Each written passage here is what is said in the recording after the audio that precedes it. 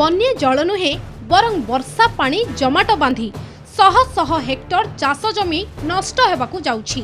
विगत 9 दिन धरी एपरी अवस्था होइथिबा बेले लोकंक मध्यरे तीव्र असंतोष प्रकाश पाइछि। सूचना अनुसार भद्रक जिला तिहिडी ब्लॉक साहापुर पंचायत झिंकिरिया गाँव रे थिबा चाष जमी रे 3 फुट वर्षा जल जमी रहिछि।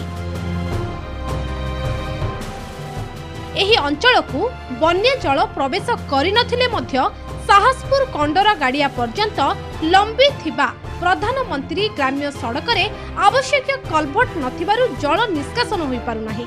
फलरे राति अधिया ग्रामवासी माने रास्ता काटिबाकु जाइथिले, मात्र सरपंचक हस्तक्षेप परे एही दिगरे पदक्षेप नियाजिबो बोली प्रतिश्रुति देइथिले। परे विभागीय कर्मकर्ता, तहसील प्रशासन, स्थानीय पुलिस प्रशासन और ग्रामवासी सह एक बैठक करा जाई तुरंत एहार समाधान करा जिवो बोली प्रतिश्रुति मिलिछि।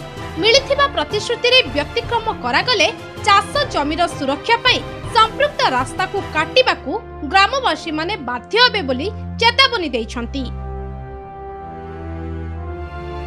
तो आमर बाधक साजिछि कि साहापुर ठरु कंडरगड़िया जो पंचायत जो आमर पीएमजी रोड अछि तो सहीटा पानी निष्कासन करि पारुनी। आवश्यक कलभेट नहीं एवं पुल भी नहीं, जेहेतु आमे नाही नथिबा असुविधार सम्मुखीन होउछु। प्रशासन अधिकारी आस्थिला से हमकु कहिकि जाइचंती कि 2 दिन भितर पानी निष्कासन व्यवस्था करिवे, कलभेट 2 जगह करिवे। जदि न करती ताने गाँव वाला माने पुणी रास्ता काटिबे पई चेतावनी देइ।